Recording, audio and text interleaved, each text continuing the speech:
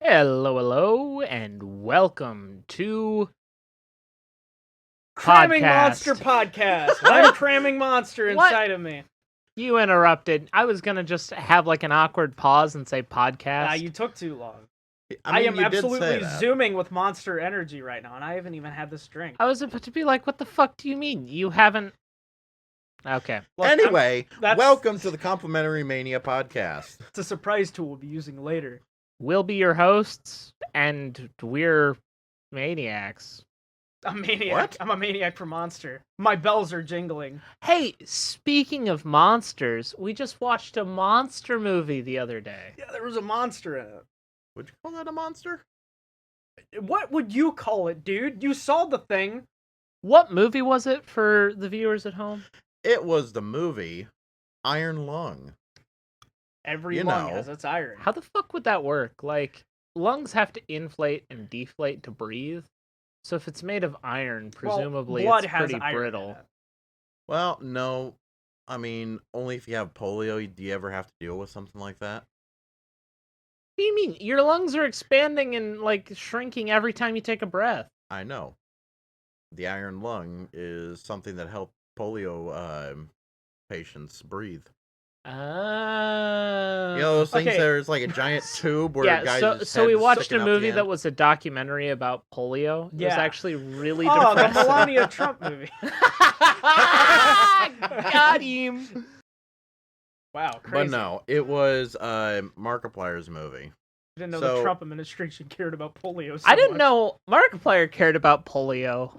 No. I think we're a little off topic here. So, for the uninitiated and those who don't know versus those who know, Iron Lung is a movie adaptation of an indie game of the same name and of the same premise. I'm gonna try to say the creator's name without fucking it up. David Sikenvetsky? I was about to give you so much shit for stressing out about David, and then you got to that word spaghetti that is a last name. I'm gonna It look up the is. name and make sure. It's kind Let's of see. it's kind of word spaghetti for the last name. That name is But- pronounced the way a pretzel is tied. Yeah, basically. David okay, it's SZY Zimansky. Szymanski. I was pretty close. Okay, that's less pretzely. 70% accuracy. Sure, you get a C. Got it. Passing grade. Basically, preface is all habitable planets. The world is disappeared. dying. Black holes are consuming Nope. the universe. The quiet rapture. Not quite. We don't The know if planets it's are black just holes. gone. They just kind of vanished. Also, The suns are exploding at the very least. we're not positive all the habitable planets are gone, just all the suns. The suns Yeah. exploding are causing the habitable planets to They go away. didn't explode, they just winked Disappeared. out. Like a dead light bulb, not like a supernova. There was no climax, that's why it's the quiet rapture. I watched a lore video on it that was about 2 hours long. I also did as well. Maybe Yo! not one that was You 2 guys are hours long, nerds. but Fucking one that was nerds. like half an Shut hour. the fuck up. You're in a maid outfit and you have a D&D tattoo. So cute. Basically, after this quiet rapture, all that was left was any people that were on spaceships, shuttles, or centers in space. My Like the brain, Tree my of brain Eden. died. You mean space stations? Thank you. The last tree. Yeah, I couldn't think of the word for some ungodly reason. Fair. Anyway, those are the last ones available. So, they found this moon with a blood ocean on it. It's an ocean and it's full of blood. Technically, and I hate to be this pedantic, but even though in every lore document I found they refer to it as an ocean of blood, it would actually be several, because the size of the moon is pretty large, and usually when there's a continent separating parts of an ocean, we refer to them as separate oceans. Right. So it's several oceans of blood, the same way Earth has several oceans. There's like equivalent to like an Atlantic and a Pacific and others that non-Americans know oceans on the moon. Right. They explore this particularly large one. And they're made of human blood with eldritch radioactiveness about them. Something, yeah. The blood is inherently like corrupting too. Like when it touches skin or flesh, it binds and like warps it into this weird fleshy substance. See, that's not actually confirmed. No, not quite. We see it happen in the movie, and it's really cool. The effects team went all out with it, Brad. For sure, but we don't know if It the could have main been just a character's delusion by hallucinating at that Simon. point, yeah. Right. We should, A, give a spoiler warning after that. If you're interested in seeing the movie, you should skip ahead to, I'm going to throw out a number, 3246. I will add a number currently here in post, given He will not remember. If it is 3246, I want mega props. Hi, this is post-editing Spencer. If you want to skip ahead, go to 3212. Thank you. Right there. Yeah, skip That's- skip skip ahead ahead if to you don't that. want spoilers. Okay, so basically the entire movie is Simon, who is a convict, convicted with blowing up a place called Filament And Station. killing plenty of people. He in the didn't actually process. blow it up, but he was involved in some way with the air quote terrorists. There were a bunch cell of that terrorists, blew it and up. he was associated with them, but he didn't know they The- would be blowing it up. The reason I give air quotes to terrorists is it's really hard to denote what a terrorist even is in this kind of like. How bad was the filament station exactly? You know, we Yeah. don't get a description. It could have been Well- the evil ass Well, filament station. listen. The difference between They make evil filament. There. the difference between rebels and terrorists isn't what a lot of people will tell you, which is whether or not the country is liked. It is, in fact, the methods, and we actually have no idea what terrorism even looks like or what rebellion looks like in this kind of universe. Well, this end, it was actually because they were part of the other faction. So in this post silent rapture, there became two factions. There's one of, I can't remember their names, but the ones that have controlled the pilot or the Iron Lung, Simon, right, Mhm. is of the other faction, which Marked pliers. I'm gonna look it up here. Isn't it the Children of Eden? Children of Eden and a Coalition of Iron, I think, We is should the also other one. just specify. I don't think we really got it out there. Markiplier's the main character. Oh, He's yeah. Simon. Actually- Markiplier is Simon. Markiplier is not the main character. Markiplier acts as the main character. It's actually You know what I mean. yeah, for sure. But it's worth noting that it's not He like a doesn't play as bad. Markiplier. It's not He like a has- bad YouTube actor, right? Like you're not looking at it and going, It's not Jake Ah, Paul yes. in airplane mode. As Jake Paul. Exactly, Yes. exactly. You know what I meant, though. Yeah, for sure. Consolidation of Iron, not Coalition Yeah, of I Iron. thought it was the consolidation, but my brain kept And going the- to Covenant because Halo. And then the Children of Dun-dun-dun-dun. Eden, or the Epoch of Interplanetary Colonization, Yeah, the EIC. yeah. You see Factions. A station The- blows up. The EIC was the ones that had the see what? Iron Lung. So Simon was a part of the coalition or The the children. consolidation of Iron. He wasn't. He was part of the Children of Eden because they're the people who had the last tree as the religious symbol of. That's why, multiple times throughout the film, he's clutching that small. Yeah, I guess it's like a. it's It's more like a- preserved in glass. It's one of the last leaves of a dying tree that's dying because there's no. It's more of a stars. locket, really. Yeah. I I was guess. looking for the word because it's more like a monocle. It's Alright. almost like a monocle, but they stuck a piece of the tree in. For sure. You know what's wild? I just thought about. Okay, hit me. Sorry, just real quick. It's wild that they didn't have any like UV lights, like for grow beds. They in did, but space. they're running out of power because everything in space is solar powered. The Okay, yeah, less that's a good sun, point. less power. Yeah, and then you can't make UV Fuck light. it. Put a coal generator up there. Go back to gas, bro. Interestingly enough, that would run out really fast because Because they don't have any coal. that would also run out really fast. Listen, if every sun and most habitable planets went away, coal and gas is fossilized old like life, and that doesn't exist without sunlight. Oh, and then say goodbye to wood burning. I mean, it stoves. exists. It's just limited, so it runs out. Right. It's So not there, renewable, really. yeah, there's no way to get more gas than there was when the stars disappeared. It's already hardly renewable for us here. Well, we'll never live to see new gas being made. We would need another like billion years to get it under the surface. Right. Incorrect. It's constantly being made. No, kind of, sort of, not really. Not to a like sizable degree. Not to what we would consider. I don't want to get into a geologic discussion, but basically how it works is in order to make gasoline, you need giant amounts of life to get buried in like an apocalyptic like landslide or earthquake. And then that buried life turns into energy, like stuff you can burn to make energy as it decomposes in a closed environment.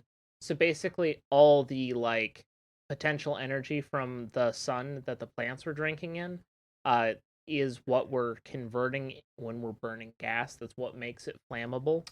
Because if you pressurize and condense that the same way you can pressurize and condense a coal into diamond, you can do that with like biomaterial into gasoline and coal. Basically, the forces are like the forces of the earth are causing those materials, that energy, to stay there, and it's taking a sort of like hibernation form. Right. But it's really hard to make new gas because like Oh yeah.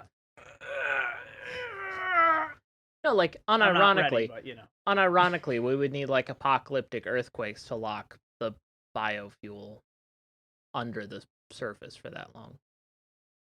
Back to Iron Lung. So you don't need to know any of that elite ball knowledge about gasoline or quiet raptures or anything. You just need to know there's a man in an ocean of blood in a galaxy where every conceivable like society has died out, and there are 2 cells of survivors trying desperately to find anything to live in this ocean of blood.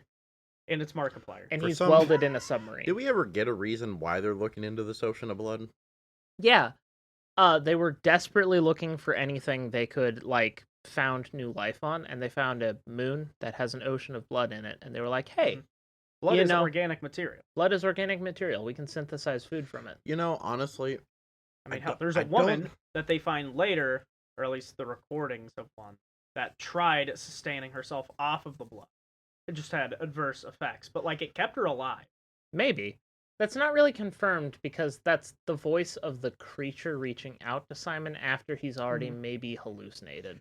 no, that was the recording from the old submarine.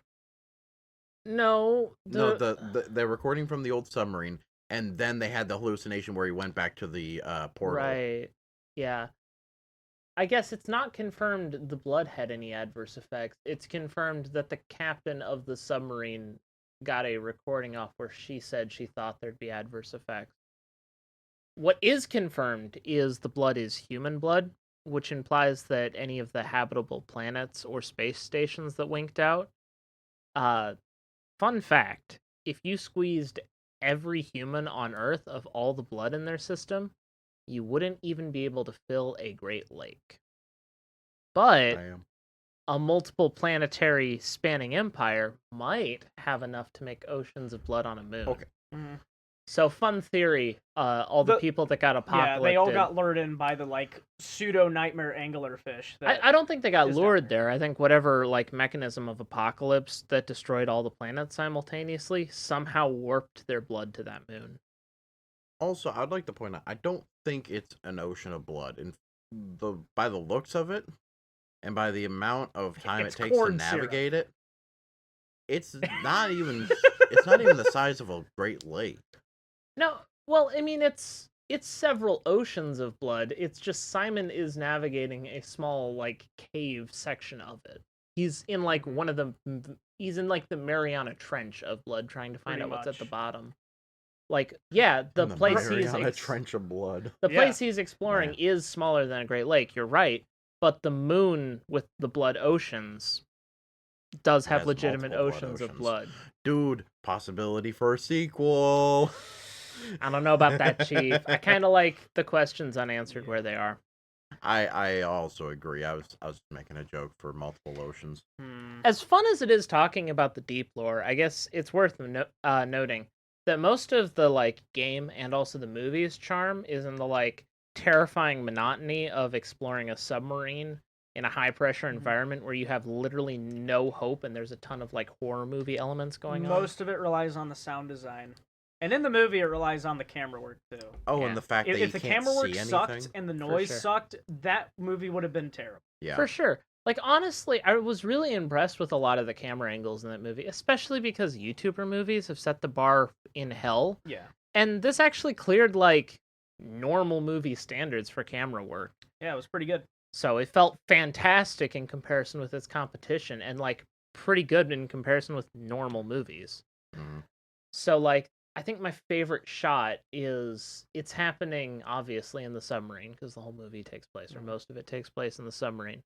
But it's when Simon is going kind of crazy, and the camera pans to his window slot, which is open, and reflecting off of the window slot is like his little compass. So you see like three things at once from reflections, but none of the information is true because it's a reflection, so the compass is reversed. And then there's also Simon on the other side of the room reflecting off of the reflecting, so you can't really tell what he's doing. And I just watched that and I was like, God damn, that's such a clever fucking shot. I like the behind the pipe shots because they capture the entire submarine. Yeah, for sure. It illustrates just how small, basically, the entire area of the movie takes place. Mm-hmm. I really liked the little crawl space scenes. I wanted another one.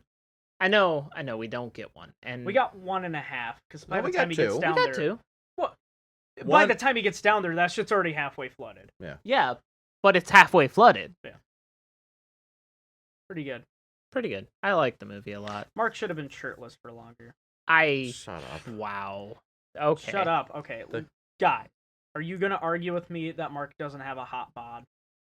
I will say he definitely bulked up after Game Grumps. He was definitely a bit more toned before then, but he still looked pretty good.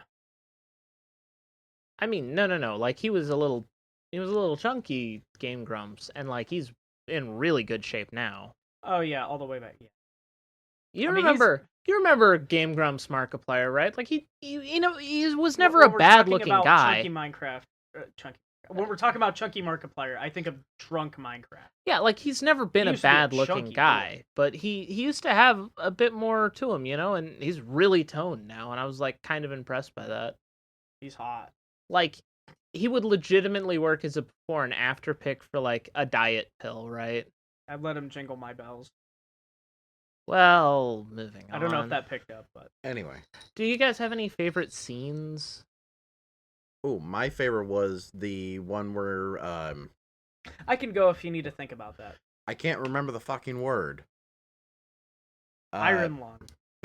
Blood. Markiplier. No. Blood. Fish. No. Fish.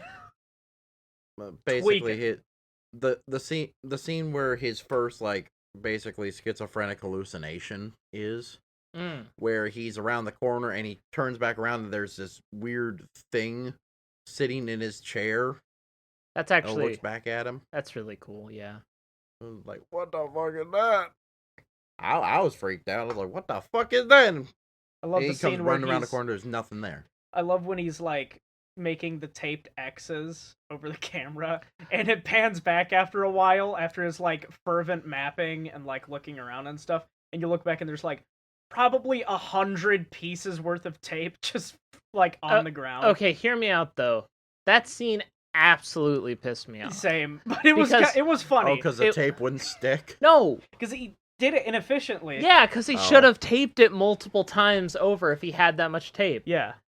Or hell, he could have just used one strip if he was really trying to be efficient. I mean, that's what he did for multiple times, and it didn't work. It was 2 strips. He always did the X. He repeatedly did the X, and the springs in the button repeatedly pushed the X off. He should have sat there and gone with the roll of tape and ripped off several like 4-inch sections of tape and just tape, and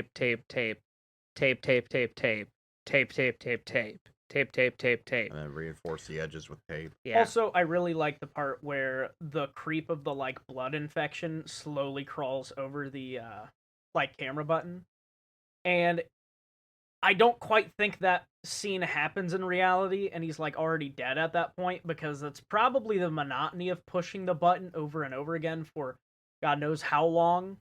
That was probably his insane episode before his death. He was just repeating the same motion over and over again, and that was his mind's way of sort of illustrating that for the audience.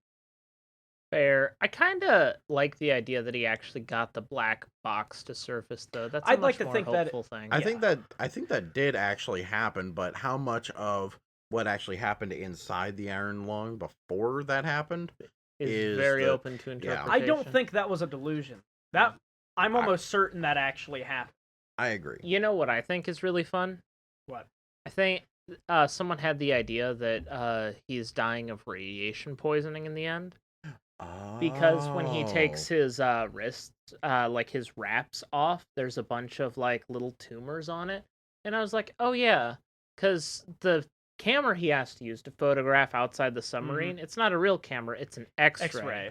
And he's been hitting and it it's been hundreds inside of of an times. iron tub that's not lead. Yeah, so like it's shielded, more shielded than the people who worked on it. Yeah, the people But not by much. Yeah. But not by much. So I wonder if he accidentally dosed himself with like a fuck shit ton of radiation. But Does hallucinations included in radiation sickness? Yeah. I would imagine if you couple it with sleep deprivation, probably wouldn't help oxygen any. deprivation, and his death could have been caused by like the acute radiation. dehydration. All of his hallucinations probably came from other factors. I don't think those came from his radiation. Fair. You think drinking the rubbing alcohol helped? Probably I not. think he was a fucking dumbass for doing that, but Just a wee bit. Would you have done that in that No. situation? Really? I mean, it's a terrible situation, yeah, but what is drinking gonna do to help? I don't know, curb the stress a bit. I guess, but Listen, he did that only after he realized how fucking limited the rest of his oxygen supply was.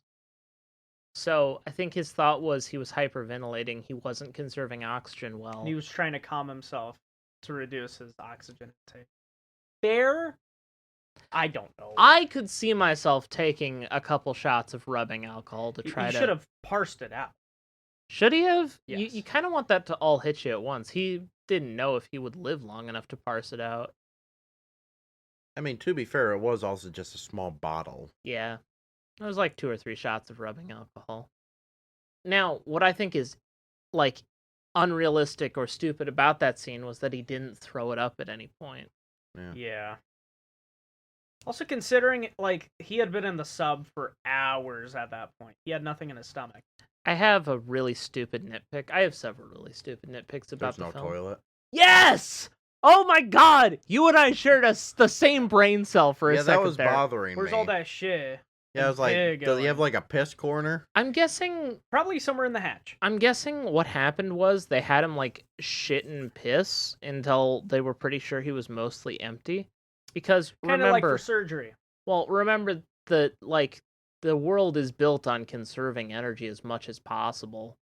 And I'd imagine there's no water on the moon, so they probably have to recycle the piss the same way they do on the ISS. Imagine a blood toilet.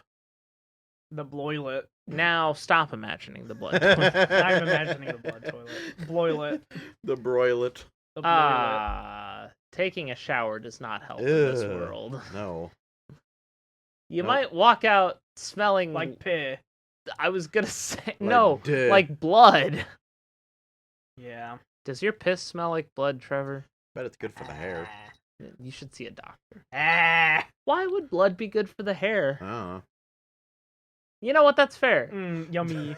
I feel like that's the logic people use when they try to convince me I need conditioner. Why is that good for my hair? I don't know. You just use conditioner. That's because shampoo sucks a lot of the moisture out of it. Conditioner re-moisturizes your hair. because- Trevor, it's- you have the least amount of hair out of everybody at this That table. doesn't Shut mean I the don't fuck up. condition it.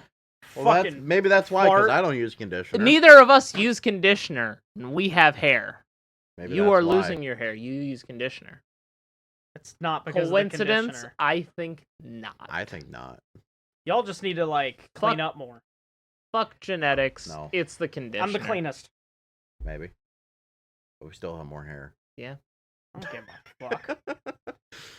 Anyway. Right. You want to look under the skirt here? You No. want to see all this hair? That's what I thought. Bitch. Anywho. If you've got that much hair, do some Bosley. Anyway. Anyway. Anything else So- on Iron Lung? I think it was a good movie. It made 7 times its budget in It the cost 2 $3 billion. weekends that it had. Did you say billion with a B? No. Okay. million. Okay. Million. And he's currently working on making DVDs of it. Hell yeah. Oh, do you guys know about the main apparatus they used to film the whole thing? Yeah. The NACO. Yeah. Yeah. I figured out the acronym after a little bit. I had to go and re-listen to that. That's so cool. Oh, It was cool. fun cookie. Fun cookie. In the scene where Mark accidentally X-rays 3 people and probably kills them, the Poggers. welder who had the goggles was Jacksepticeye. Was that who that was? That was Jacksepticeye. Okay. He got a septic eye. Eh. They did that on purpose. Jacksepticeye is gone. Fair enough. Bing, bing, bing, bing, bing, bing, How bing, funny bing, is bing, that? bing, bing, bing, bing, bing, bing. I is- think that was cool. It's a good one. Septic Like, eye. think about it like this. How much would you have to pay Jacksepticeye to act in your movie, even for like a cameo? It's probably like hundreds of thousands or like $1 million. No, it's not. For real, it is. Not 1 million. It's Not even Jacksepticeye. hundreds. Look, He's Maybe- a millionaire. maybe for someone that doesn't know him personally. But Exactly. Mark- I'm not saying Mark spent that much. I'm saying Jack's cameo was probably worth that much, and he probably just did it for love of the game. Jack's cameo, I don't think is worth $1 million. It But was probably maybe a couple the 100,000 compensation maybe. for someone that isn't like a close friend like Mark would have probably been a couple $100,000. Yeah, Hell, for sure. Hell, knowing their 2 relationship, they probably did it for a can They of beer. probably had sex. Dude, Anyway. poor Mark, man. Why? His why? wife had an illicit affair with the director. Oh yeah, I heard about that. Rip the homie. Yeah. Really? He's taking it Yeah. really well. Yeah. Damn. He's surprisingly taking it really, really well. Yeah. So what's like happening? they're still together. She had an affair. Yeah. Yeah. Rich With people, the man. director. With the director. Yeah. That's so funny. Uh, I honestly thought, yeah, because I knew what you were talking about. I didn't. It was so unfunny. I didn't even think you were making a joke. I thought you guys were just like, yeah. She was having an affair with the director. Yes, Markiplier. Yes. Mr. Obvious has stated the obvious. All right. if this was a British podcast, Oh. none of us would have laughed at that joke, but we would have all found it very funny. Yes. For those of you at home, Oh, Markiplier wrote, starred in, and directed the movie. So the illicit affair with the director was in fact. The joke is that Mark, there was no affair. It's just, yeah. I I don't know what you want from me, dude. I don't know. Anyway, last cookie I have. Listen, The original creator of Iron yeah, her Lung husband. actually starred in this movie as well as a secondary voice after he's pulled up the first time. After he radiates everyone and he's thrown back down into the ocean, the next guy that gives him his instructions is the creator of Iron Lung, the David Szymanski. Szymanski. So that was Szymanski. just really cool that they added the original creator like that, Yeah, why can't Hollywood video game adaptations do that shit? because they don't Hollywood want is to. garbage. Bruh. Fart Dude, genuinely. imagine if Markiplier made the Minecraft movie. Dude, it probably He wouldn't might bang. get opportunities depending Hot- on how hard he goes at Hot it. take. Mark would have made a better Steve than Jack Black. Hello, everybody. My name is Steve. Hello, everybody. My name is Hello, everybody. My Steve, name and is welcome Steve. to Welcome to a new Minecraft. Let's Play. This already sounds better than my Hold on, entire experience at the Minecraft. Hold on, would I'm Hero here with Bri- Bob and Wade, and today we're drinking Fireball. Would Herobrine would have been Wilfred Warfstache? That would be hilarious, but this would never hit theaters, okay? This is It like wouldn't, a but it date would with be so fucking Markiplier funny. territory. It is, but it would be so fucking funny. Anyway, is there anything else we wanted to say? The NACO's cool. The We should NACO get was really one. cool. It made $40 million. Million with an M. Million. 40 million as of now. I As don't of think right it made now. that much on its weekend. The first It made weekend- a I think it was little. 28 It made a little more than half that on its first weekend. Yep. But its international release is at 8 million, and that's before Valentine's Day weekend. theaters are starting to distribute it internationally, and they are maintaining it. It's becoming a bigger and It's become bigger a main. hit. They're still maintaining it. They are, in fact. Damn. It might be the #1 movie for Valentine's Day weekend, which is a little weird considering the themes of the movie: the giant Cthulhu fish, the blood, the horror, the tight circumstance of the whole thing. But then again, you look over at your girlfriend, babe. You at the end of the month. You know, they say that that's actually like one of the best things to do on a first date is take your girl to a horror movie. Yeah, because living through a scary experience together can create. And then you go up to the screen and you punch it. And then you have Golden Freddy do the Gangnam Style in front of it. Yeah, I mean, horror movies actually do really. Horror movies actually do really well Valentine's Day weekend. So I'm curious if Mark's got mainstream horror movie appeal. Did you guys know?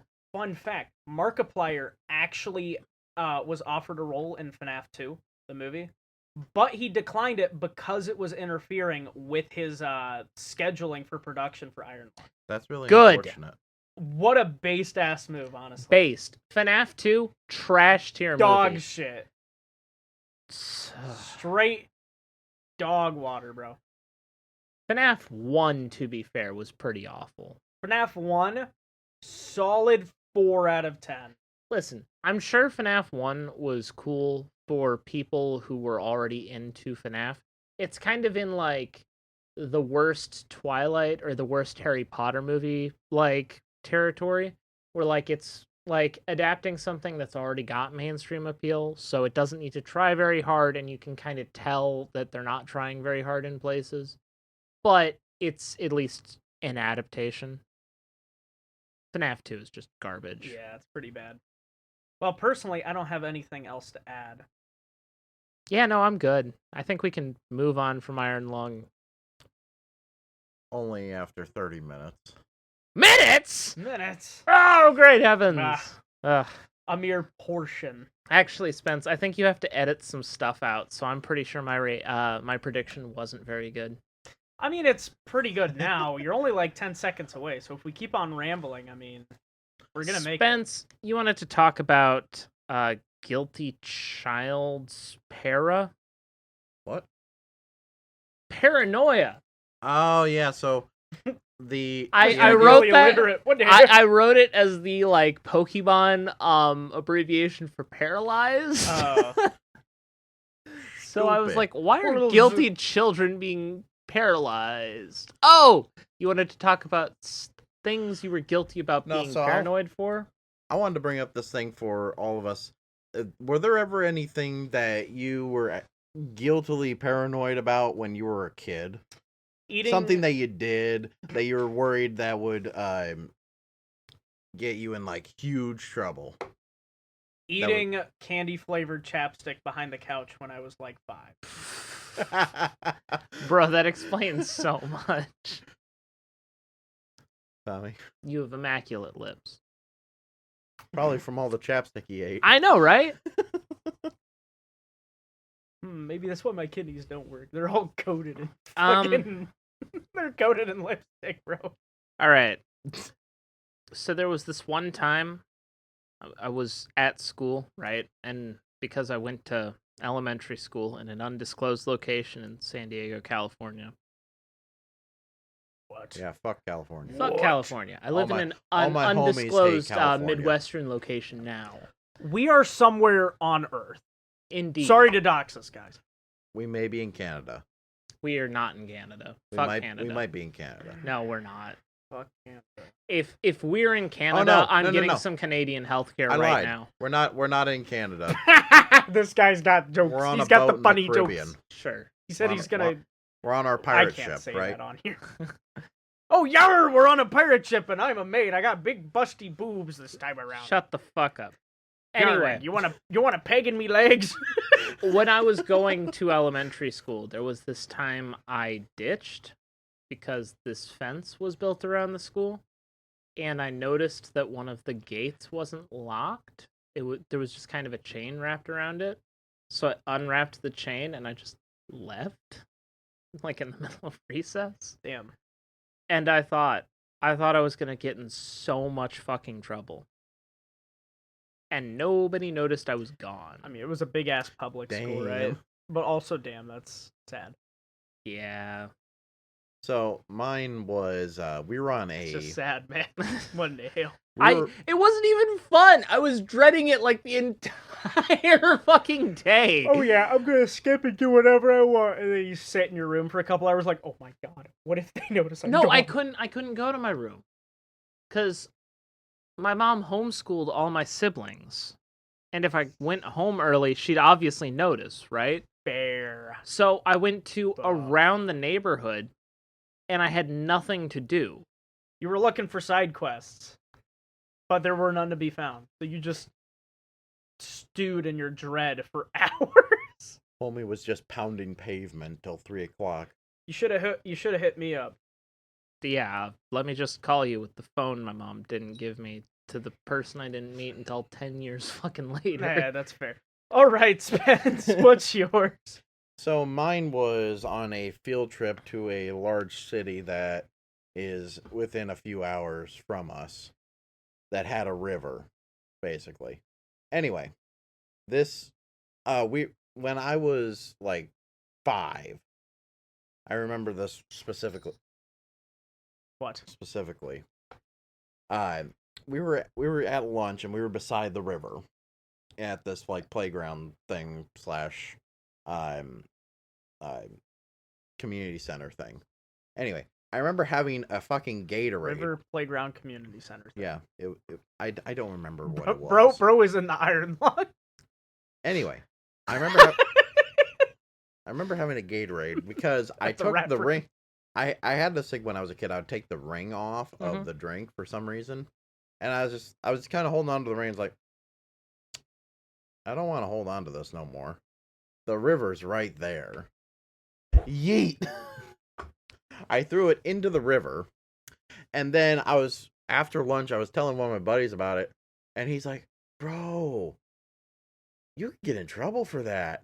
And then I was like, oh my god, I could get in trouble for that. And so my brain was playing out the scenario of like this newscast of them saying like, Wow, this kid's littered. no, this city's river is clogged and they're pulling they have something in like a pool net and they're like, this plastic ring clogged the whole river. We don't know who did it, kid. but we will I saw find that your one. ass. And I remember being so fucking scared about it. I'm like, oh my god, I can't believe I did that. I'm gonna get in so much trouble. I'm gonna be jailed. Okay. I spent some time running around in the mountains when I was younger because I also lived in South Dakota. I had a weird childhood. Blood was everywhere. I'm everywhere. I've been everywhere. Hi, everywhere. Man. And Trevor. the California fires haven't stopped since. Anyway, I was running around in the mountains. What does that have to do with this? Nothing. He's my favorite little pyromaniac. I was running around in the mountains, unattended when I was probably too young to be unattended. Nah. But there's this rule when you're high up that you're never supposed to roll stones downhill. The reason for that is they roll with deadly intention. Yeah. Makes So, sense. as satisfying as it is to take a big piece of slate and just You caused a mudslide, didn't you? chuck it down a mountainside, it's never safe. It's never as fun as it feels, and no one should under any circumstance do it. But when I was a small child, I picked up a big rock, big as I could find, that I could move, right? And I rolled it down the hill, and it smashed into a bigger rock with, like, thunderous force, and it caused, like, because the South Dakota mountains, they're like slate. They're like really brittle rocks. So this big, like half flat, half like rounded from the weather, like chunk of rock broke off and rolled the rest of the way down the hill super fast and like dangerous. And I freaked out because there was just this giant exposed shelf of rock. It looked giant to me, right? Yeah. And I was just so worried for like weeks and weeks that someone would be like, hey, Tommy, why is this big rock broken. You're More the only one importantly, who's ever hey, around. Why this. is Specifically old this Jim rock. down the road crushed into a bulb? I came very close to actually like breaking a tree too. It was pretty bad. I'm sure. That sounds pretty bad. Okay, Spence, Hello. redefine specifically what your category is. I need to make sure It's- whether or not my story is compliant. Does it involve a box? No, it involves the museum. But it's okay, because that we're- museum story is not safe for podcast, Trevor. That's Not for the safe. Should I Patreon wait for another exclusive. time? Yeah, for sure, for Okay. sure. That's not a safe story to tell. That's the Patreon exclusive. I do feel great remorse for it, and it's something I did as a kid. Yeah, but it's No, it's Spicy. it's so the idea was it was something that you did as like a kid that you thought you would get in hella trouble for that turned out to be really nothing.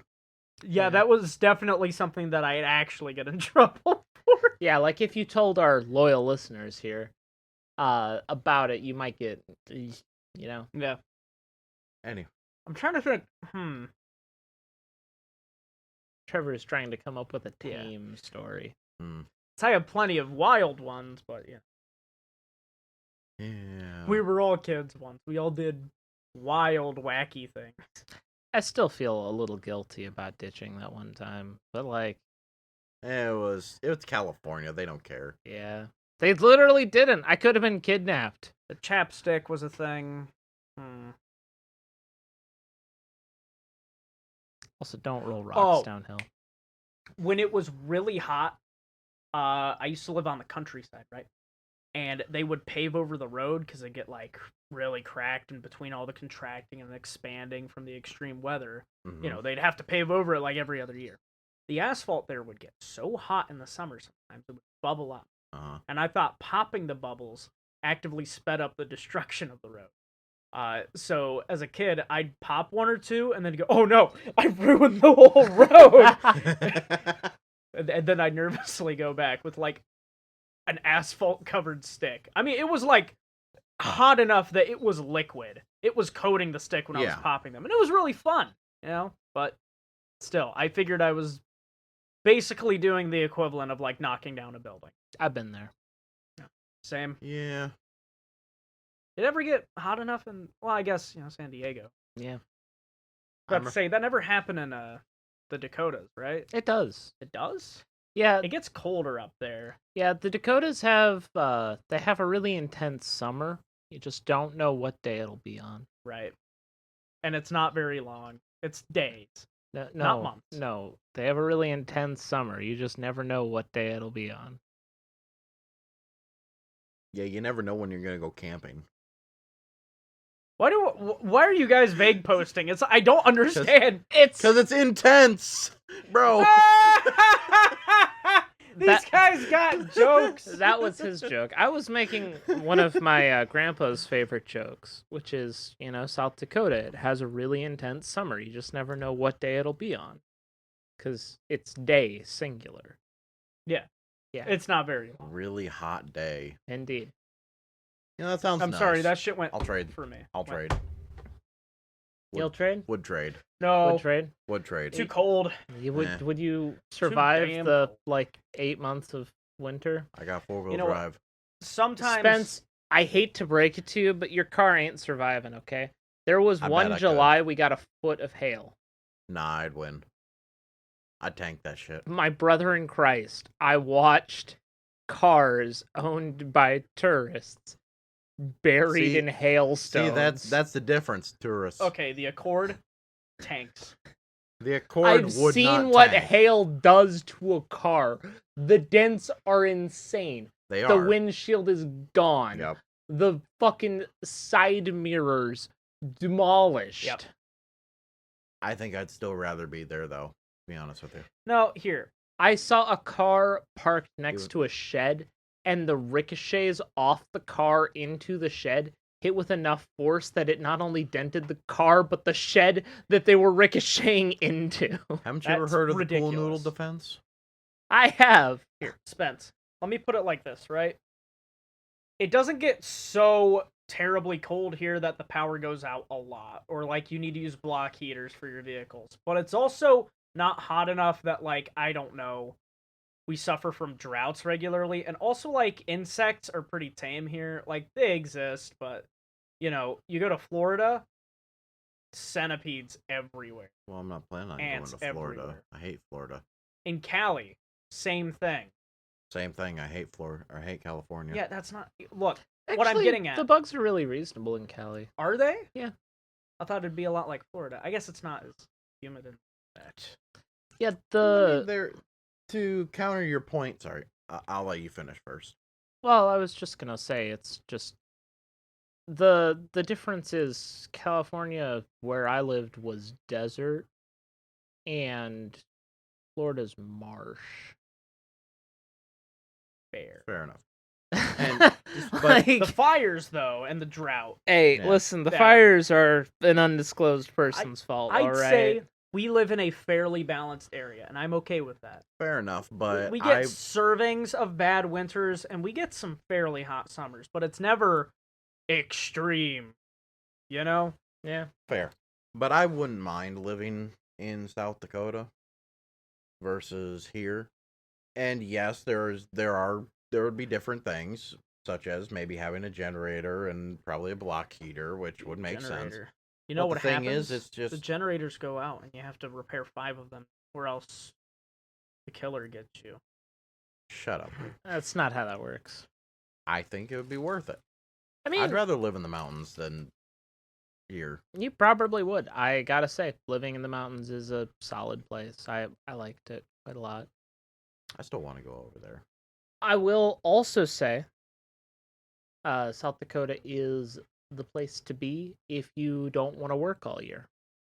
A lot of people only work their main job when tourist season starts, and then they have like either a part-time job or they just live off their savings for the like blisteringly cold months of the year. Because, sorry, cost of living's relatively cheap there. No, it's not. Why? Well, I mean, mountains. It's inflated everywhere, and it's really hard to build because the ground isn't particularly stable, and the rocks are brittle, and there's very limited flat ground. I got it. We take a metric fuck ton of crack seal, okay? We spray that shit into the slate. Earth repaired. Then you build houses on that shit. Trev, Anyway. you wanted to talk about white monster ass? Well, not about my ass, but I did want to talk about White Monster. Okay. See, I'm in a maid outfit. I'm low-Kirkuinly. I'm low-Kirkuinly. A cute as hell femboy. Alright? There's nothing femme or boy about him. He looks like a grown-ass man wearing cat ears and frou-frous. Don't I look hot in this? Dude, it's squeezing my chest cavity so much. I feel so tight up here.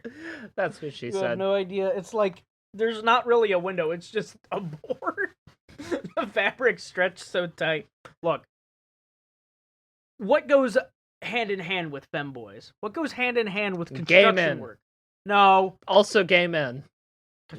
I mean, he is right. Boomers. Don't hate me. I'm right. Boomers. Think about the balding, gray-haired man sitting on his mower trying to pass the time on a Saturday morning. Is he also in What cat is he ears reaching and, for? No, A that's Bud Light. femboys, you Made fucking up retard! A Bud Light. No! A Coors Light. What? What is universal between all of these groups? Bush Light. I'm holding it in my hand! Look! I don't think Monster White Zero Sugar is... White Monster is the drink of choice chosen by femboys, boomers, and construction workers alike. Boomers? Ain't no don't- boomer out... Yes! Every boomer, never seen every a boomer boomer drink I know Monster. thinks Monster is vaguely satanic because they saw a conspiracy video Really about the old 6-6 boomers. thing. Facts. Facts. You're talking I'm- about I'm- Gen X. Yeah, you would I have fucking never know. You're seen talking a about boomer Gen drink X. Monster. You're talking Whatever, about Gen whatever. X. Gen X. Gen X. Even though all the memes online talk about the boomers having it. They call it boomer Those just for memes are joke. wrong. You know the old man and the wife beaters, the white wife beaters with the fucking navy blue shorts, always holding one of these in their fucking No, hands. that's a Bud Light. No! Look. You know who I know White Monsters for? The Virgil Devil May Cry memes where he's sitting in a lawn chair and drinking a White Monster. Look, bring the cups over. Spence gets it. Bring the legacy mugs over. We're all gonna try this, and we're all gonna relay how we feel about it, okay? Spence, are you clinking them on the table so that He's the doing it people at home can intentionally. hear? Look, Yes. I have a white I monster did it right here. We're intentionally. trying it Hold on, live. Hold on. Get it right up on there. Here. Get us So, some ASMR. just for some context, Please don't ASMR. Yes. I've ASMR that never shit. Damn it. had a white. Oh, yeah. I have never had a white monster in the entirety of my Welcome life. to the ASMR podcast. You're about Trevor, to That's a can experience. of Coke. No, it's fucking whatever. That is Fuck you definitely guys. a Look, PBR. you're gonna have to take my word for it. Uh-huh. This is a big, girthy white monster in my hands. I'm gonna pop it open. Are you ready? All right, ready? Get it up. Oh yeah. Okay. Crispy. Please drink upon the holy beverage. Okay, that's enough. Why is it? I know it's just a carbonated drink, but something about it just sounds particularly noxious.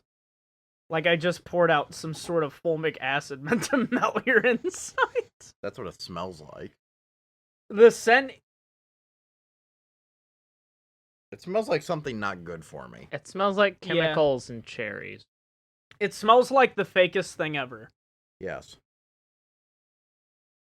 All right. This smells nothing like that friend who shall not be mentioned. Ah, yes. Timothy. Cheers. Cheers. Cheers. I Ah, suppose. to cramming monsters.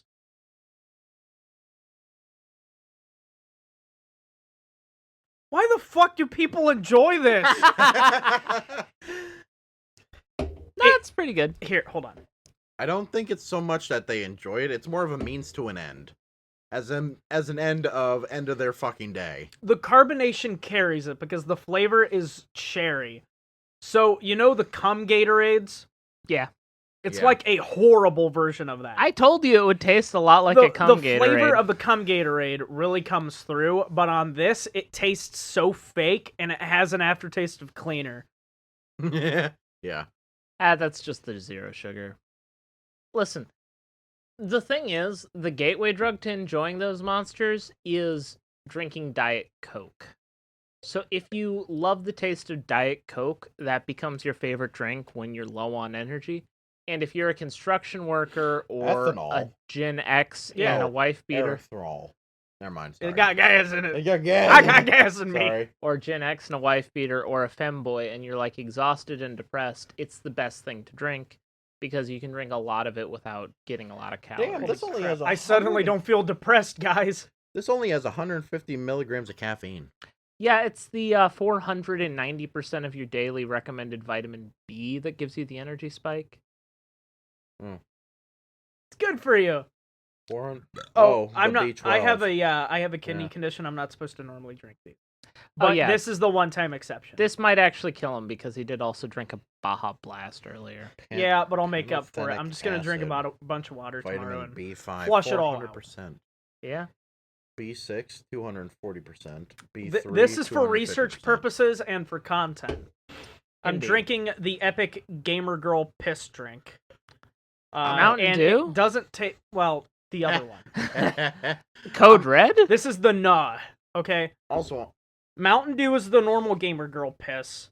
Code Red is at the end of the month, on a complete and then side Voltage note, is the bathwater.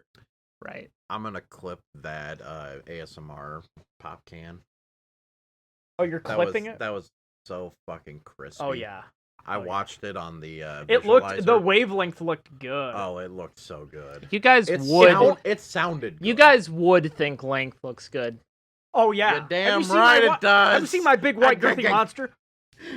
It's He's got voluptuous that round. girthy white monster. All right. All right, we're on 54 here. This tastes mid. Monsieur I don't- Femme, that is also a boy, but neither femme nor boy. You said I'm a man earlier. Do you have anything else you'd like to say about white monster ass?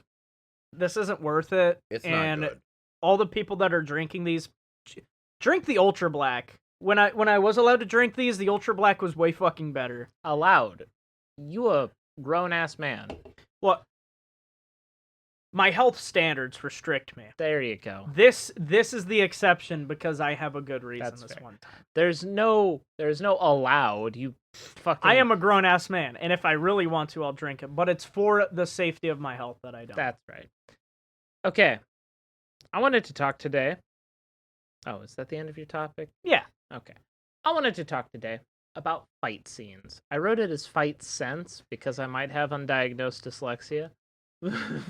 But we'll ignore that. Fight scenes.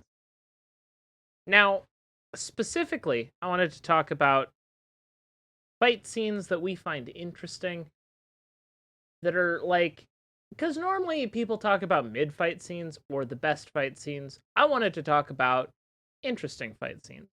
Stuff that doesn't need to top or bottom any person's list. Just fight scenes y'all are interested in. I have like 3 or 4 I'd like to talk about, but I'll go last. Which one of you wants to go first? Poe versus Tai Lung. I like that fight scene a lot. It's really cool. Kung Fu Panda is one of my favorite movies of all time. For sure. 1 through 3 are definitely amazing movies. Yeah. I like 1 and 2. 3 was not really You didn't there. like 3. I'm not going to say 3 was bad, but 3 didn't deliver the same way the first 2 did. That's fair. Sorry. Go ahead. The villain was underwhelming. That's the main part. What did you like about the Poe versus Tai Lung fight scene? So, Poe doesn't really fight in any particular way other than just being a klutz and somehow OPing his way out of it. No, Tai Lung is like a fearsome fighter in that entire fight scene. Like, he farms incredible aura at the start when he mauls Shifu to death. Mm-hmm. And then Poe comes up here and he does like, he lazily drags his arms up into him and he slaps the hell out of him. It's like, how does he manage to get those hits off, really? I mean, he had like a whole training arc about it. It's like That's infinite true. mass punch. Yeah. Right. But the way he moves is very slow and easy to read. So my favorite thing about that fight scene, because I also really love the first Kung Fu Panda movie. The others are, 2's good. 2's good. 3 is, I get How to Train Your Dragon vibes from Kung Fu Panda. Like, the sequels are okay, but nothing captured the magic of the first one. Yeah. My favorite thing about that is the foreshadowing. Because Mantis, after the Furious Five accept Poe, decides to do acupuncture to try to, like, relax Poe. And it doesn't work. And he's like, I can't find your nerve endings. They're, like, covered in, like, a layer of fat. And he, like, can't get the acupuncture to work. Right. And then Tai Lung, his, like, most Yeah, deadly his attack is, like, a paralyzing paralyzing punch. nerve attack. Yeah. And It doesn't work on Poe. It just tickles Poe because he can't find Poe's nerves. And I thought that was so cool. I think it draws a lot of similarities to any fight that SpongeBob gets into. Yeah. Because, like, SpongeBob and Poe, almost in an identical fashion, just absorb blows without even really acknowledging them. That's fair. Unlike SpongeBob, I feel like if I came at Poe with a katana, I could cut him. Yeah.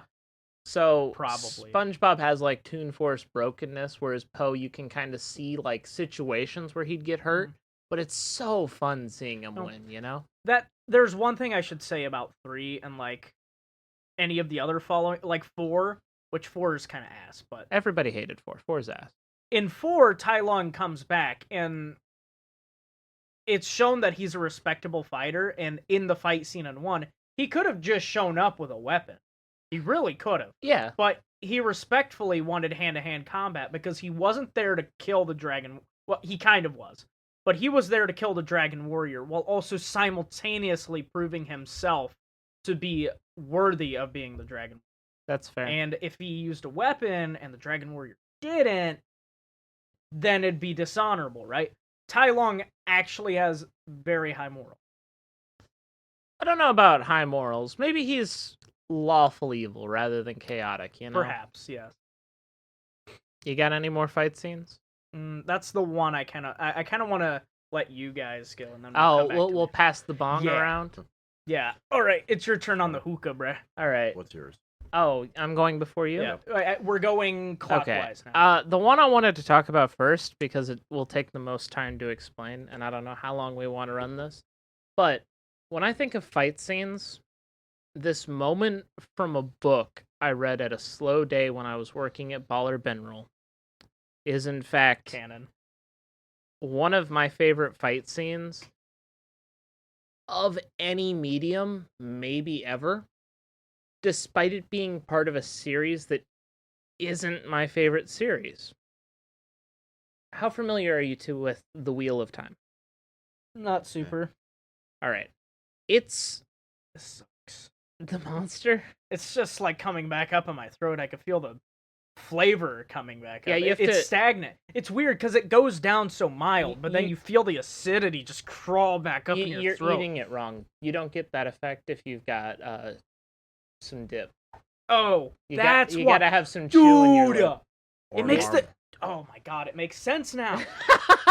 So the boomers, they put the dip in their lip, and the dip absorbs the monster, and the monster makes the dip taste better.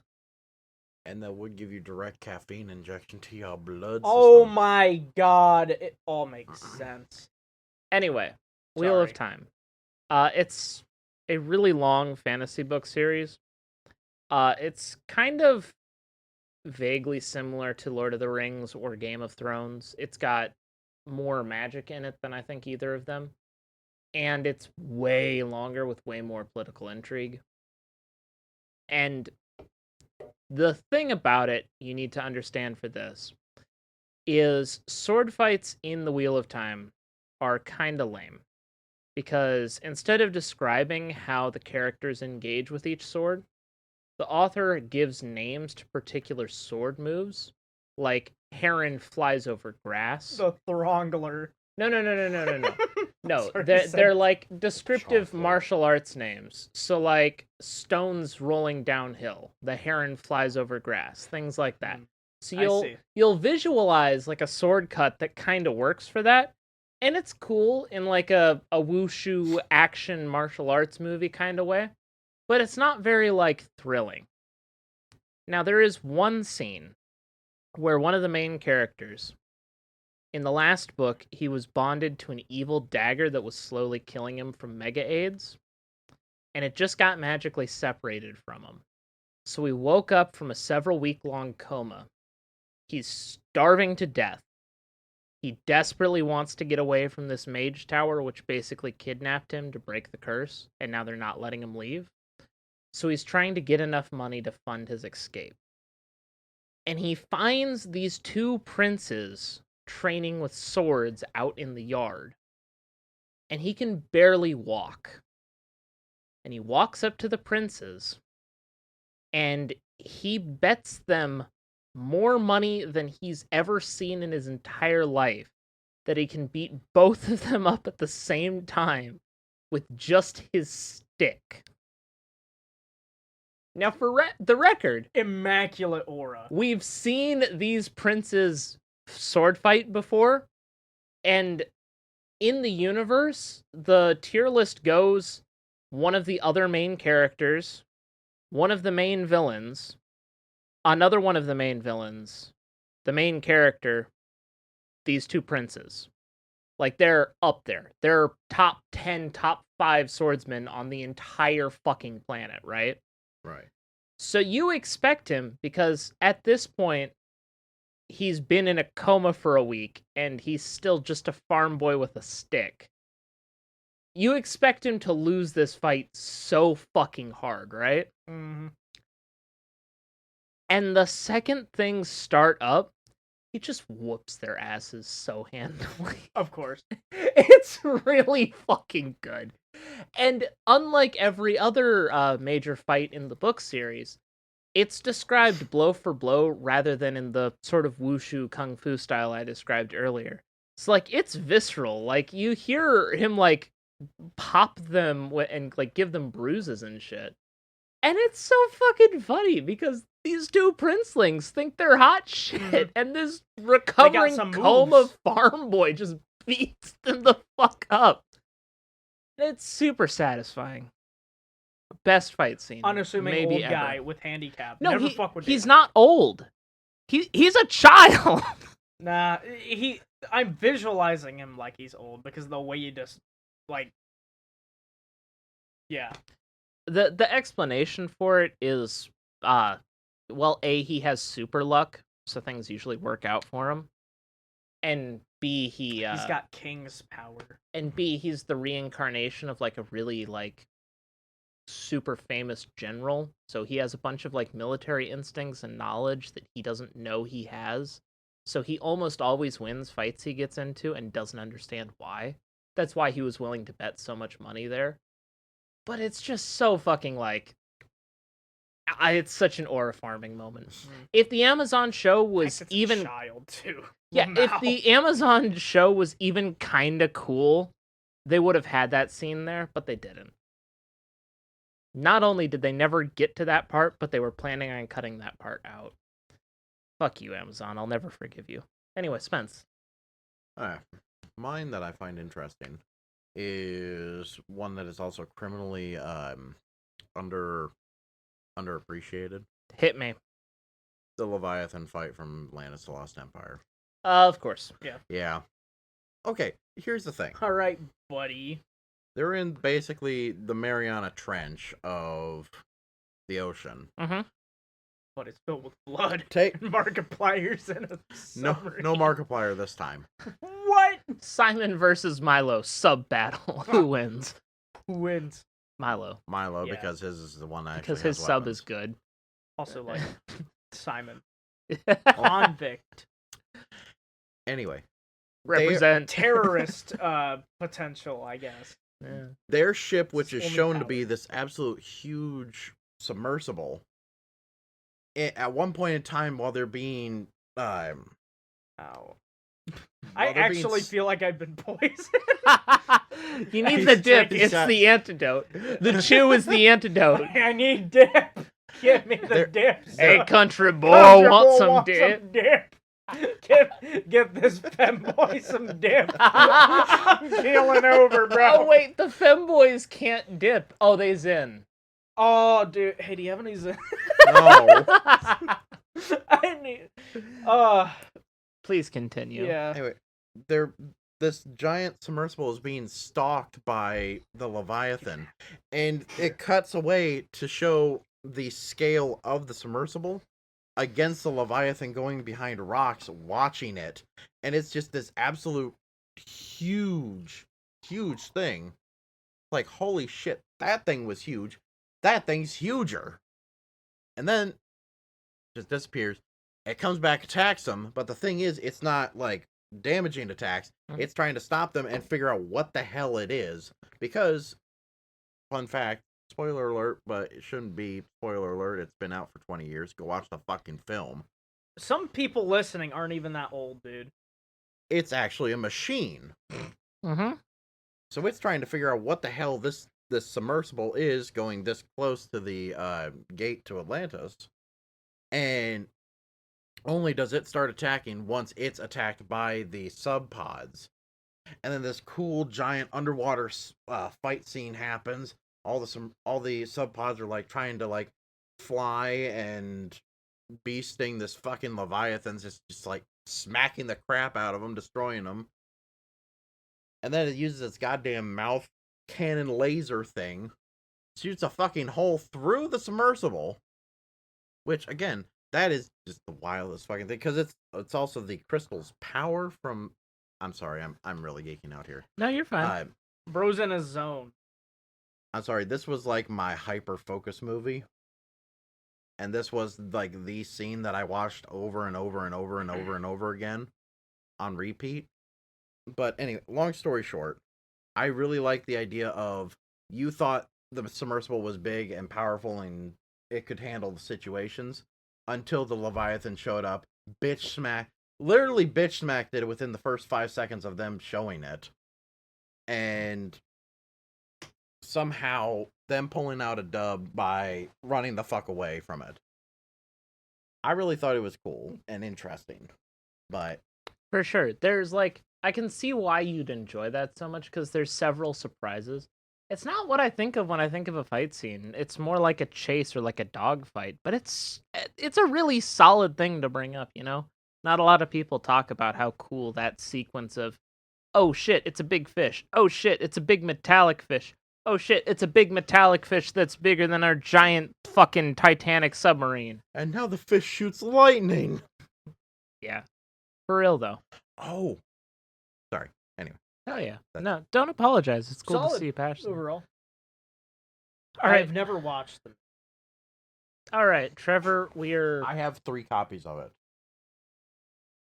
Do you You should watch it. Okay. Yeah, you should I watch will it. watch it. Well, we'll watch it together sometime. It could be Yeah. our next movie review. Mine is gonna be do incredibly that. niche, and you kind of know about it. You probably don't. And that's it's actually a series of videos from this guy Named Monty ex- He ex tragically Chris X died. gamer. Okay. He's got 300,000 subs on YouTube. Yeah, you're right. I don't know him. He animates these fight scenes between specifically SCP-096 and then random like characters throughout manga and like popular media. Mm-hmm. So he's got SCP-096 versus most of the Invincible verse, Homelander, Superman, a bunch of other characters and stuff. So far, spoiler alert. So far, SCP-096 has killed every single one of its combatants except for Thrag. Which in that fight, which by the way, it's this guy that animates on a fucking mobile app. This guy animates these, like, considering it's one guy just animating for fun. These are very well made. The choreographing specifically, it's like, it's not over the top fancy moves, it's like brutal punches. And punches with, like, drawback and like damage that makes sense. You know what I mean? Mm-hmm. It's very believable. They're just entertaining to watch. Some of them are like 10, 15 minutes long, and it's they never do anything exactly spectacular. I mean, like in the Superman one, they fly into space and like he shoots eye lasers at him. Wait, which one shoots eye lasers? Well, Homelander and Super. That happens. I was kind of hoping that they would give the SCP eye lasers. That would be funny. Well, SCP-096 is the Shy Guy. Yeah. He just, like, hunts down whoever he can. Who sees his picture? Yeah. Whoever sees his face, specifically. And he loses to Thrag. It's more like a tie. But basically, they beat the piss out of each other, and then Thrag beats him up and rips him to shreds so much that the Shy Guy gives up and sits on the ground. I'm not going to say anything like exactly interesting, quote-unquote, happens in them, but I think they're just really solid fight scenes, and anyone out there should just watch a couple of them because they're really entertaining. And also, it's a small creator that's just animating for fun, and, you know, that should be appreciated in this landscape of, like, corporate slop garbage. Straight up love for the game. Just an honest person trying to just make fun stuff. Hell yeah. And it's good, too. It's good. For sure. It sounds super interesting. Like, I personally have cared about the SCPs exactly one time, and that was when we were reading through them for a shit post. Yeah. And that's it, right? Like, I could give less of a shit about, like, the sort of pseudo crowd created horror story, right? But it's so cool to see someone that passionate, right? Mm-hmm. And it's funny hearing, like, characters like that interact outside of their mediums. Like, I was listening to a sort of ultimate bracket fight that took 12 hours for, like, 8 people to debate today. Jesus. I mean, and one of gotta get that genuine reaction. You told me about this one earlier. Yeah, and one of the fights was The Mummy from the movie The Mummy versus Saitama. And it was nearly their first stalemate because the mummy from that movie can't be killed or destroyed except by a specific Egyptian ritual. And which Saitama doesn't know it. Which is the only thing that can remotely harm him, but he can be pushed and, like, shoved back. But, like, even throwing him into the sun, he'll just come back because he was undead and he came back. He doesn't need the mummy body. He doesn't need a form. He is like 99.99999% immortal. Yeah, he can raise himself from random piles of sand in the desert, right? Like, he doesn't need a body. He literally doesn't never need dies. anything. He literally can't die. Unless you do the ritual. So the way they argued it out was like Saitama couldn't kill him, but the mummy couldn't do anything to Saitama. So eventually Saitama would just like punch him into the sun and like talk to enough Egyptian researchers and it would eventually happen. It's like the fucking Minecraft paradox situation. Okay, so given enough time, billions of years, eventually he'll learn the ritual. Exactly. And they joked about how, like, he'd be depressed and having a hard time finding motivation to get the research done. The mummy shows up once every, like, few thousand years, and he's just, like, punches him away. I gotta figure this guy out. Oh, yeah, I forgot. I need to check that book. Whoopsie. So, like, it's really cool hearing about, like, SCPs, like, wrecking random superheroes, you know? It's fun hearing about that kind of like obscure power interaction. Mm-hmm. Yeah, and that reminds me of the Cell versus videos of like Cell versus Bobby, Cell's from like King of the Hill, Cell versus Kermit the Frog. Oh, those were those fucking meme videos. Yeah. I'm sorry, but that perfect Cell versus Bobby. Dude, Bobby kicks the fuck out of his nuts. Wobby gobby. That's my purse. I don't know you. Ain't so perfect now, eh? Sorry. Anyway. Chill. Should I go with my fight scene? Alright, my next pick. Swords or hands? Hands. Hands? Alright. Sorry, I'm clearing my eye. It was very appreciated in its time, and for like 50 years after the movie came out, I mean. But I don't think enough people our age really talk about just how amazing the boxing scene in the first Rocky movie is. You know what's sad? Yeah. Never watched it. You should. That's my issue. I haven't watched it either. Oh, both of you need to. I'm actually surprised and appalled at both of you, so I'm going to try to sell it to you based on its premise and how it ends. But essentially, how it works is, Rocky is a washed-up boxer who has never won, like, more than a couple of fights in his career, and he works as, like, a leg breaker for the local mob. He's getting at the tail end of, like, how old boxers can be and be competitive. And this professional boxer, Apollo Creed, is flipping through the yellow pages under boxers in Philadelphia, and he just picks Rocky out and says, listen, I want to do like this lottery event. It's going to be like Willy Wonka type shit. And he picks Rocky's name out because he likes the way Rocky Balboa sounds. Mm-hmm. And that's literally it. The entire movie is Rocky training his fucking ass off to maybe possibly stand a chance against what is the best boxer fighting currently. There's no, like, there's no side fight scenes. There's nothing that, like, establishes power levels, except we know that Apollo Creed is the, like, heavyweight champion, and he's the best boxer living at that moment. The stage gets set. The arena's all set up. The person who does the poster fucking gets Rocky's short color wrong. So, like, there's two, like, posters of each fighter, and he commissions Rocky with the wrong shorts on. Rocky's like, hey, that's not my outfit. And the guy who, like, put the poster up says, it doesn't really matter, does it?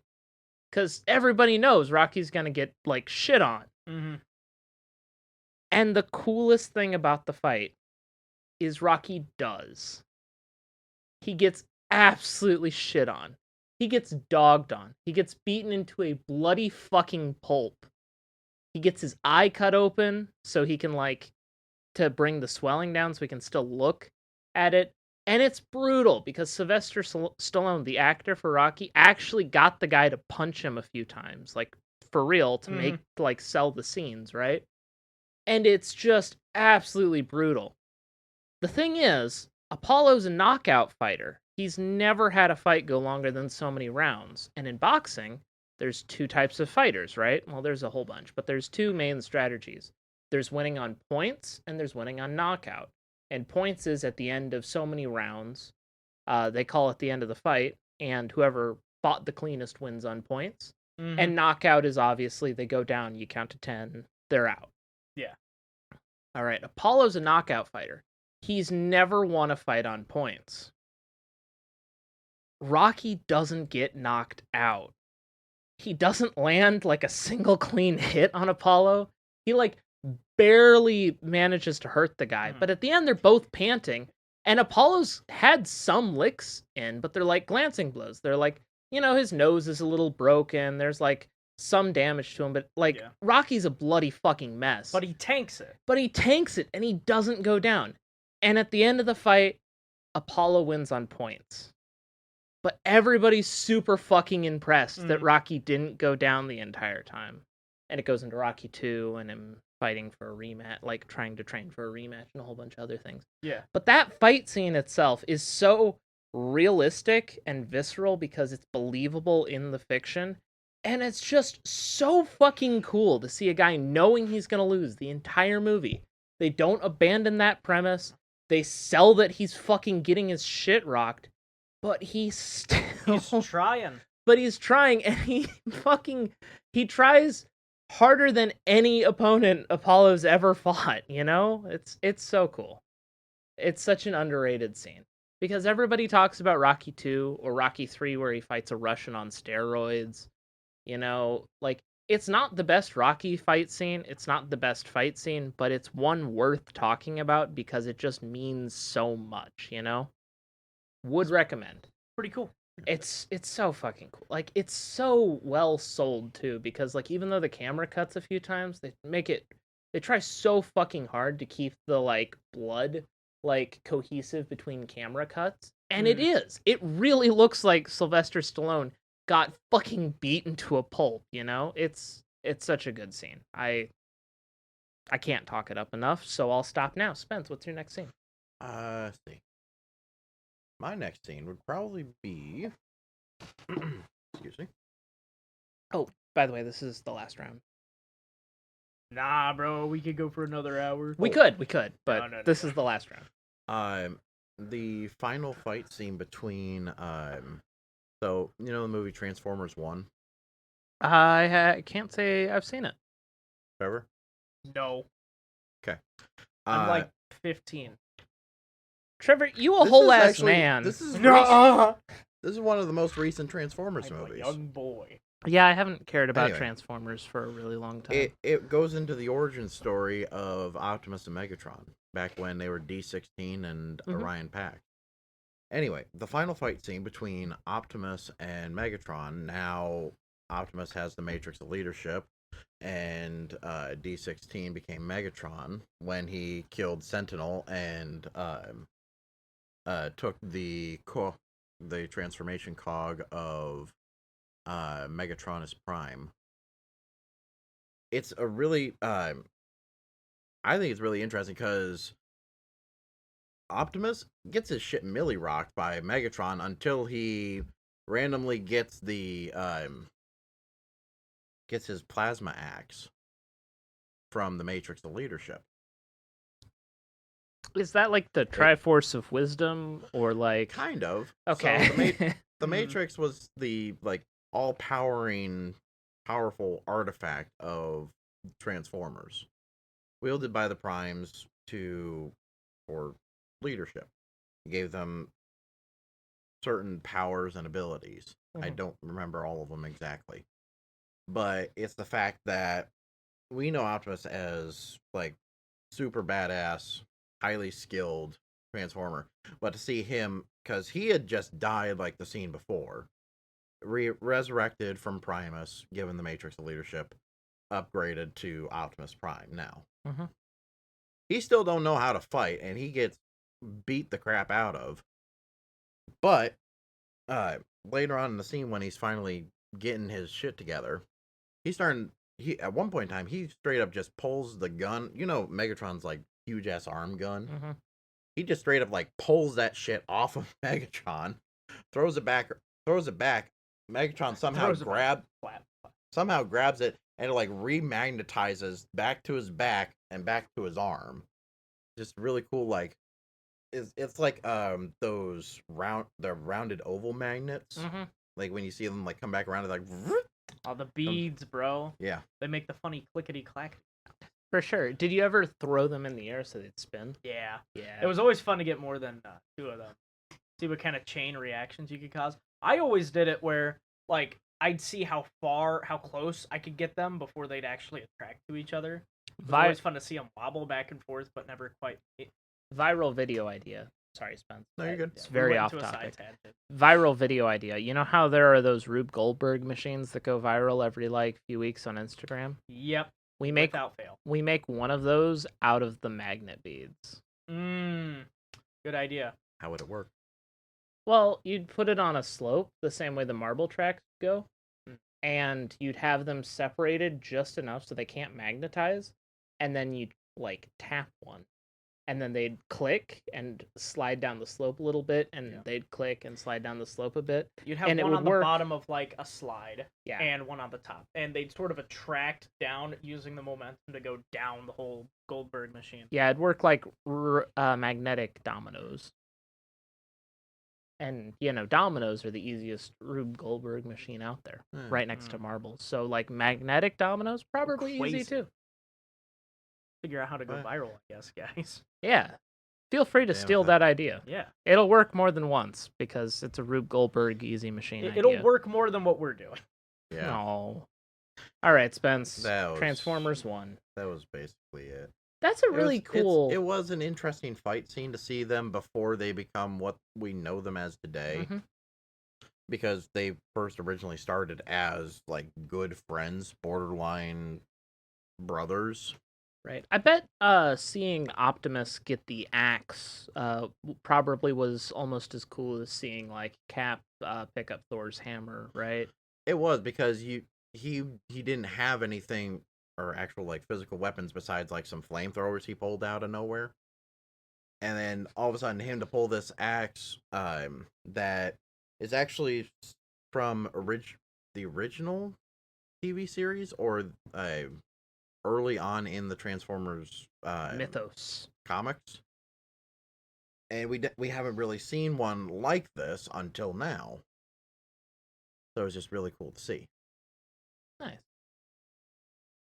Interesting nod to its original history. I like it when movies respect their origins. That's always very cool. Even though I do personally prefer the like heated fire swords of the Michael Bay Transformers Optimus. Yeah. Fair. Classic. I did like them. They looked cool. You know what? Fire Sword is the quickest way to make me interested in a movie or game or book or anything. So Fire I can't. swords are cool. I bro. can't even blame you. They're so impractical. There's this guy on Yeah. YouTube. His name's Shadiversity.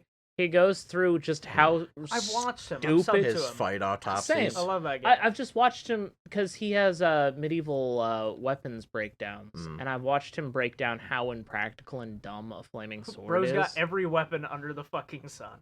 And it's really funny. I still love his one of nunchucks. Oh my Where god. he just goes on the rant of the stick.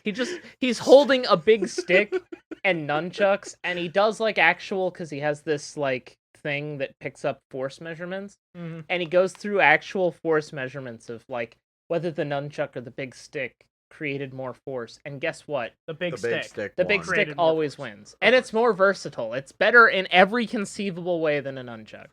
Big stick is Turns good. out- Use stick. Turns out 4 sticks isn't as good as 1. I'd beg to differ. Does your fight scene that you're going to talk about have 4 sticks, Trevor? Oh, it is. Really? What's your scene? We're doing I'm another kidding. round? Well, Well, no, this is I'm the last one. Keep in mind, No, you were the first. I was the first. You were the first. Oh, you did well one. then I did we're one. done. Yeah. Oh, but I had one more. Okay, then run through yours because we are Did you running have a one little more? high on time. I do have one more, but we can go through yours first. Or here, I thought because Spence went, we were My going head around the hurt. table. Trevor, just go ahead. Now I don't even remember. Oh, come on, you remember. Give me a second. There were 4 sticks. No, it didn't have anything to do with 4 sticks. Oh, If okay. anything, that's what distracted.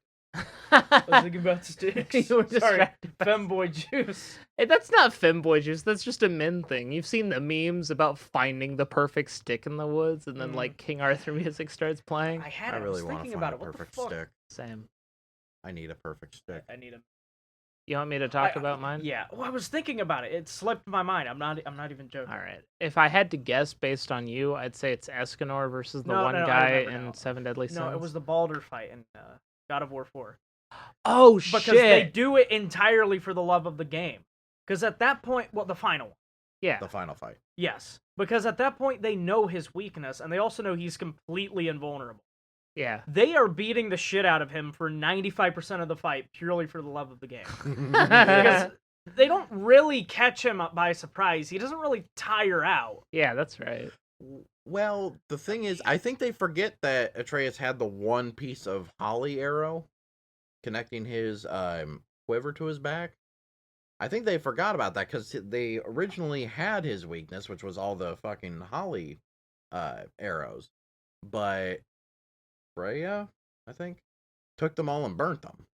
Yeah. Right. So then they originally didn't have a plan for beating Baldur. Which is awesome. That's kind of the point I'm getting at. I want yes. I want more media where someone's weakness isn't kryptonite, it's fucking mistletoe or some like obscure herb. Like for whatever reason have the been idea mistletoe. of it's Ganja. It was mistletoe. I'm sorry, I Yeah, kept saying it was holly. mistletoe. It's all right. it's all right. Mistletoe's like I guess I Mytholo- missed the mark on that one. Yeah. It's basically mythological. Okay, I'll see myself out now. Holly. but well it's like important to a lot of different cultures, right?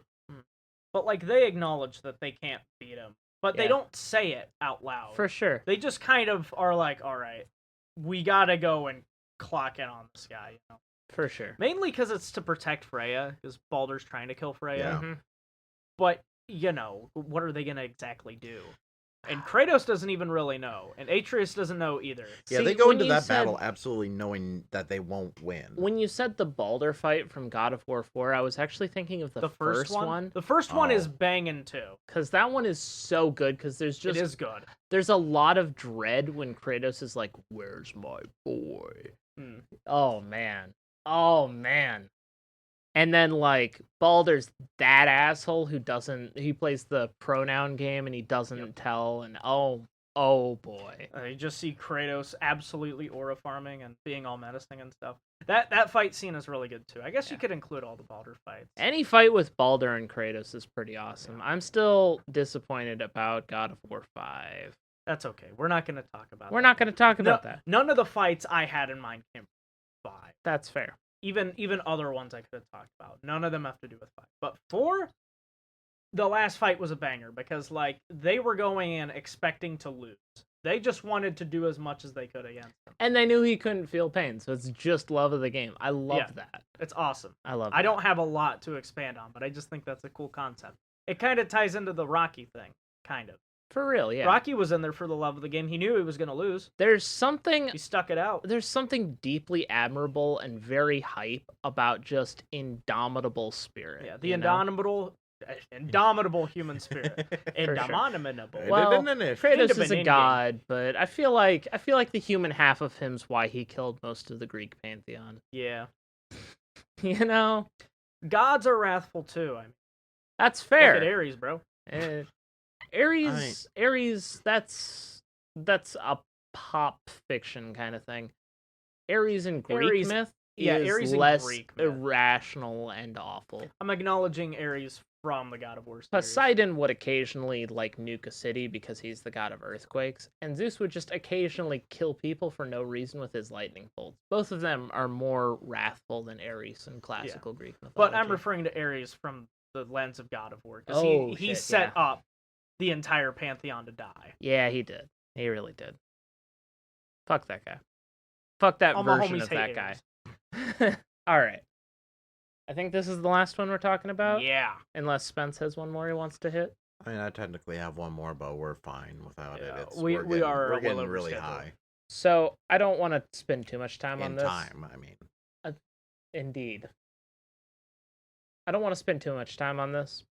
I am going to sound a bit like a shill. For reference, I despise the game this is advertising. I've never played it, never will play it. I hate everything it stands for. I hate that it exists and we didn't get Elder Scrolls 6. Overwatch? But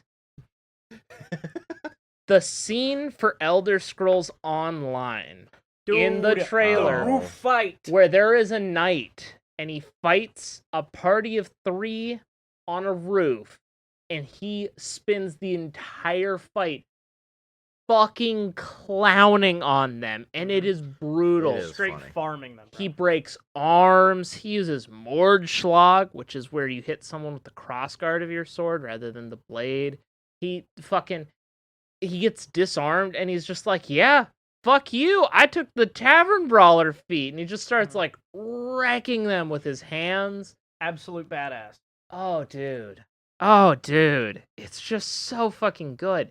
I haven't seen a fight scene that was quite that, like, technically impressive and, like, well choreographed since, like, Ruby Volume 3. You know? There was just something so magic about that. I miss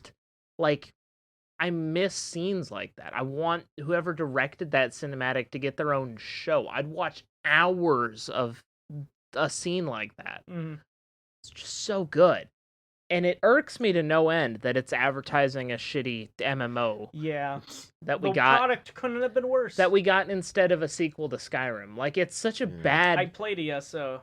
Like, it's such a good advertisement for a bad game. Like, that could be the final fight in a TV show, and it would be worth the hype, right? Remember when ESO came out and it was $60? You can find it on sale on Xbox for $5. That's not even a joke. It's I'm always sure you can that get it price, for free basically. now, can't you? Is ESO free to play now? I'm pretty sure it's free to hilarious, play. though. Oh, boy. Bro, Quicksilver ain't gonna be enough to keep it running for too long. No way.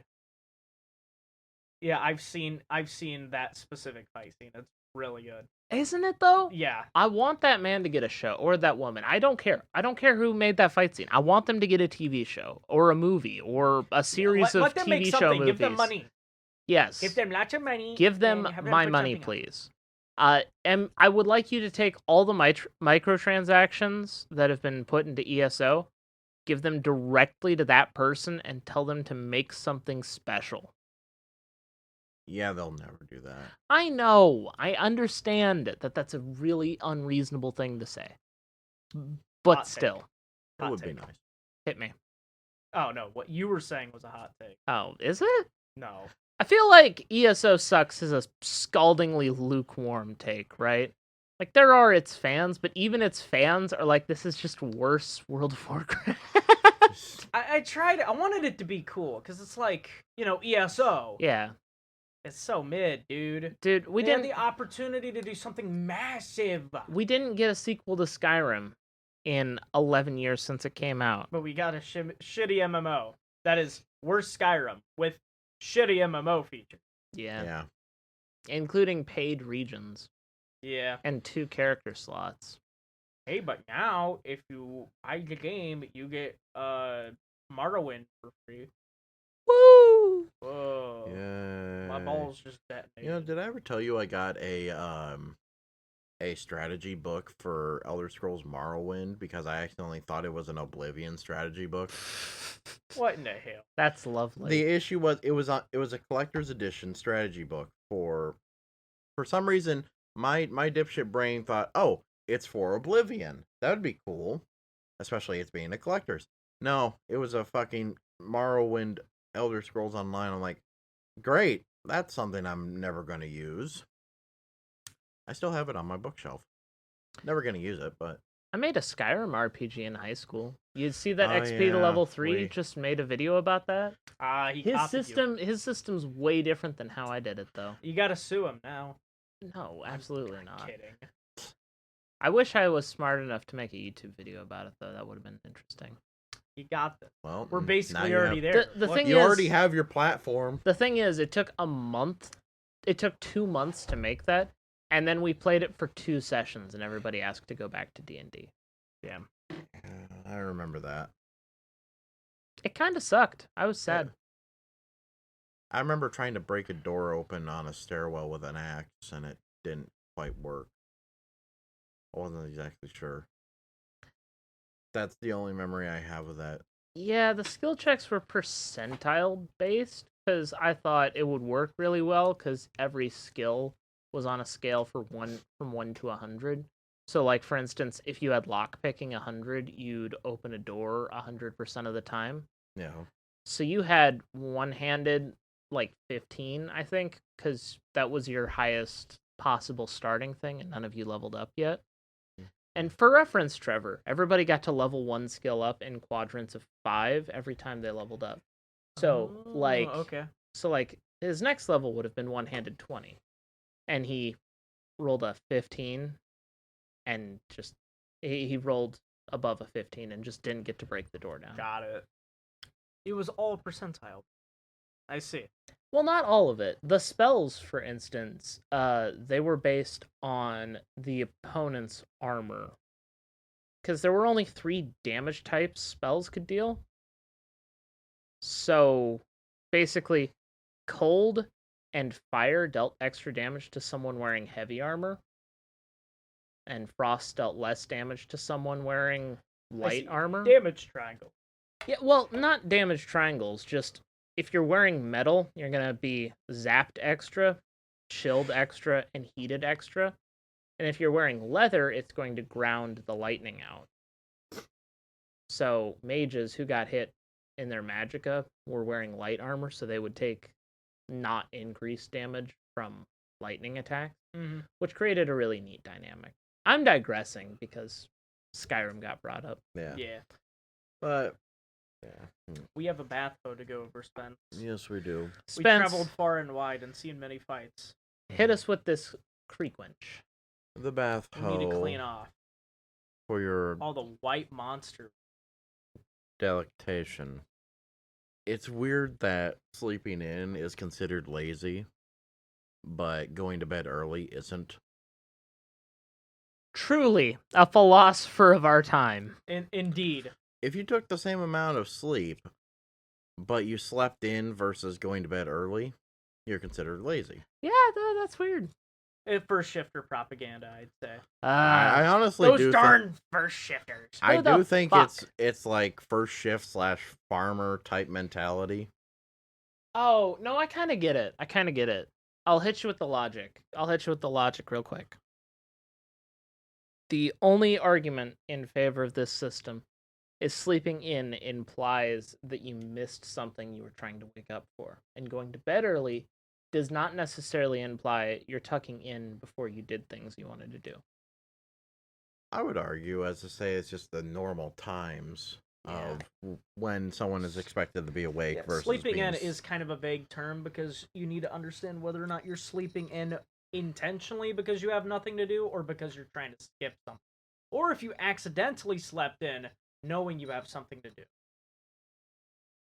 Yeah. If you're sleeping in and it's a weekend and you're literally caught up on everything and you can do everything to your leisure, you're not lazy, you're just enjoying your time.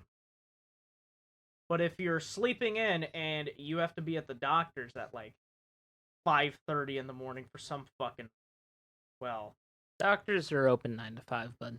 I know. Yeah. I'm giving a hyperbole example. Let's say you're low-genuinely second shifters type shit. And you have to be at the doctor's at like 10. God, that Fuck sucks. that shit. Second shift, keep losing. Sorry. First shift keep superiority. losing. Okay, nerd. Anyway.